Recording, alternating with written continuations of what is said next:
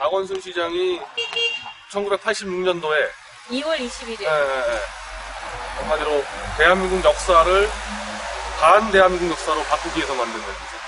그래서 이 연구소에서 수많은 인물들이 나왔는데 서중석 교수하고 임원영 씨, 강만길 교수 나와서 여기서 했던 가장 큰 업적은 대한민국 건국이란 단어를 대한민국 정부 수립으로 바꿨어요. 그러니까 건국이란 단어를 없앴던 그 역사 문제 연구소고, 최근에 서남수 교육부 장관이 전체 교과서에다가 대한민국 건국이라는 걸 다 바꿔, 정부 수립으로.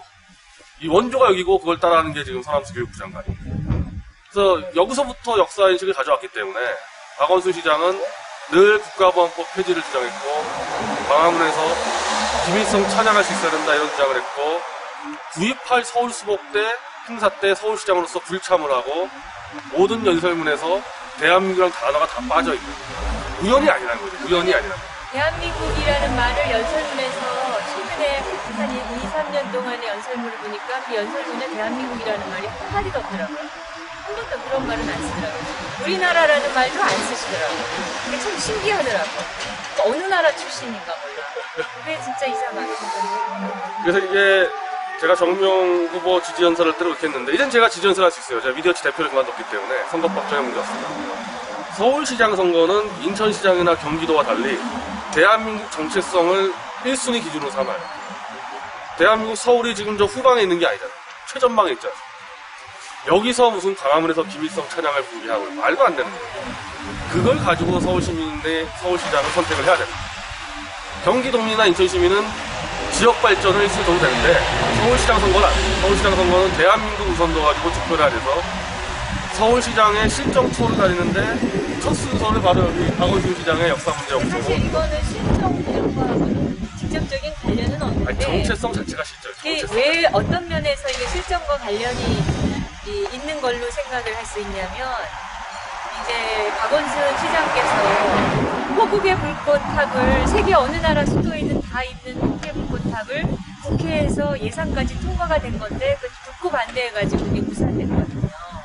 그럼 왜 호국의 불꽃탑을 서울에서는 탈 수 없게 만드는가? 그다음에 서울시에서 모든 안보 관련 규정을 다 없앴거든요. 그러니까 서울시에서 또 북한 이 탈북민들에도 북한 주민들의 인권을 위해서 애쓰는 단체들에 대한 지원을 다 없앴거든요. 이런 게 그게 그냥 괜히 한번 나온 것이냐, 아니면 이분의 마음속에 계속 깊이 박혀있는 어떤 이념적인 것에 영향을 받아서 한 것이 아닌가. 그렇다면 탈북민들도 대한민국의 주민들이고, 그죠? 이 땅에 서울이라는 것도 그런 많은 호국 영령 선열들, 우리 선배들이 피와 땀으로 지켜온 이 땅인데 그분들을 기리는 불꽃탑을 왜 하지 못하게 하는가. 그것도 국회에서 통과된 건데 그런 부분에 대해서 이의를 제기하지 않을 수 없다는 거죠. 그러니까 저는 다 좋습니다. 노동조합도 좋고 많은 분들이 열심히 살아가는 분들에게 기회를 만들어주려고 다 찬성이고 좋지만, 우리가 분명한 것은 우리는 대한민국 땅에서 살고 있는 대한민국 시민들이고 국민들이고, 특히 서울은 전국의 도시를 다 합쳐도 국제도시화 할 만한 데는 서울밖에 없습니다. 그리고 세계 어느 선진국의 어느 나라를 가도 수도에는 그 나라를 지켜오느라 헌신한 사람들을 기리는 탑이 있습니다. 그런 걸 하지 못하게 하는 것은 저는 옳지 않다라고 생각합니다. 그리고 그거를 국민의 대표 국회에서 국회의원들이 통과시켜서 합시다 한 거를 서울시장이 굳이 그걸 반대를 하는가, 이해할 수 없다는 거죠. 그리고 이제 민족문제, 이 역사문제 연구소가 만든 지가 30년 가까이 됐습니다.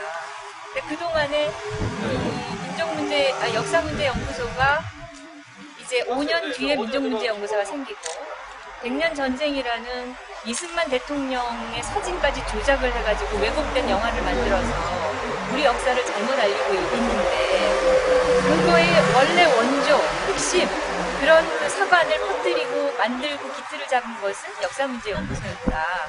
그리고 박원순 시장님은 거기에 초대 이사장이고 최근까지도 운영위원인가 뭐 그런 것도 얼마 전까지도 하셨었고, 그 다음에 지금 이 계급 서간으로 우리 역사를 써서 심지어 유관순 열사가 역사책에 등장하지 않는 그런 역사책을 만든 집필진의 대다수가 이 역사문제연구소에서 활동했던 사람들입니다.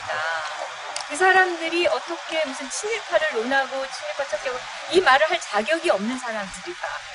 저는 그렇게 생각하고, 특히 대한민국의 수도 서울의 시장님이라면 나는 대한민국을 위해서 무엇을 할 것인가에 대해서 명백한 이걸 발표를 해야 되는 책임이 있고, 또 국민들은 그걸 요구하고 있다. 그런데 연설문에 대한민국이란 말을 한마디도 쓰지 않고, 대한민국을 지키고 대한민국을 위해서 순국하신 분들을 기리는 일을 하지 않는다는 거, 그리고 이미 30년 전부터 모한법 철폐, 그리고 대한민국의 역사는 미국에 종속된 역사다라는 이런 얘기를 하는 그런 분들이 활동하는 이런 역사문제연구소를 만들어서 실질적인 역사 왜곡에 가장 선봉에 섰었던 그런 기관을 만들어서 오셨다는 거는, 그거는 온 시민들이 알아야 될 일이라고 생각을 합니다. 왜냐하면 시민들은 시민의 세금을 운영하는 이 공직자가 어떤 생각을 가지고 어떤 국가관을 가지고 일을 하는지를 알아야 되고, 그것이 판단의 기준의 중요한 부분을 차지해야 된다고 생각하기 때문입니다. 역사문제연구소가 1986년 1월 달에 박헌영의 남로당의 뭐라 그래야 되나, 총재라고 해야 되나, 이 박헌영의 아들이라고 이야기되는 승려 원경이 주지로 있었던 안성에 있는 그 절에서 첫 준비 모임을 갖습니다. 거기서 전부 모여가지고 이런 걸 하자라는 소장파 역사학자들이 모여서 이걸 했습니다. 그때 임헌영이라는 분이 그 이후에 20년 뒤에 얘기한 걸 보면, 그때 문제아랑 문제아들은 전부 모여가지고 했을 때만 해도 이렇게 우리가 사회 요소에 중요한 자리에 가게 될 줄은 몰랐다, 이렇게 얘기를 하고 있습니다. 그런데 그때 모였던 분들이 모여가지고 나중에 보면은 무슨 일을 했냐면, 이 역사문제연구소가 책을 출판한 거를 보면 전부 사회주의 관련 서적, 6.25가 민중사, 민중혁명사, 해방사 뭐 이런 거 해가지고 그거 책 만들고, 그 다음에 또 박헌영 전집을 만들어서 그걸로 심포지움을 만들고.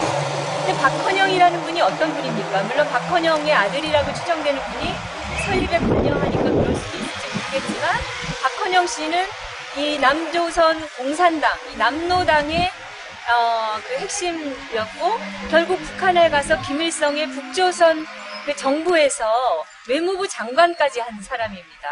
그리고 6.25 때 이 김일성을 부추겨서 이 북한이 쳐들어오게 만드는데 주역을 해가지고 스탈린을 같이 만났죠. 김일성하고 박헌영 씨가 같이 소련에 가서 스탈린을 만나서 북한이 먼저 남조선에 쳐들어가겠다는 허락을 받아가지고 온 사람이 바로 박헌영이고, 결국 전쟁에서 지니까 나중에 잘못된 정보를 줬다 해가지고 이 설에 의하면 개에 물어뜯겨 죽였다, 김일성이가. 그렇게 해서 비참한 최후를 맞은 분이지만, 아무튼 대한민국의 이 대한민국 조선, 그러니까 그 군세사, 한국 군세사 그 격동기에 공산주의를 이 땅에 퍼뜨리려고 끝까지 했고, 결국은 북한에서 개에 물어뜯겨 죽일 정도로 헌신했던 사람이 박헌영인데, 이 박헌영을 존경해서 이름도 헌영이라고 바꿨다고 하는 임헌영 씨가 여기에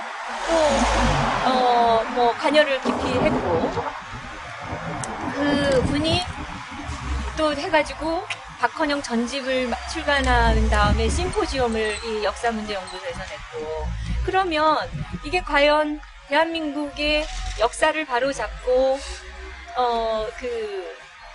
할 것인가? 그러니까 여기 관여했던 그 분들, 교수들 중에는 대한민국이, 남한이 6.25를 더 부추겨가지고 남침을 유도했다라고 떠드는 분들도 계시거든요. 그 당시 상황을 보면 도저히 설명이 안 되는 그런 역사를 하고 있습니다. 그런데 그런 모든 잘못된 역사를 확산하는데 역사문제연구소가 30년 가까이 지금 핵심적인 역할을 해오고 있다. 이거는 많은 국민들이 모르고 있는 사실이고 이걸 알려야 된다. 그 임원영 씨가 현대백화점에 그 문화 강좌를 다 독점을 하다시피 해가지고 그동안 강남의 주부들을 데리고 강의를 숱하게 해왔는데 무슨 이야기를 했을 것인가 진짜 궁금합니다.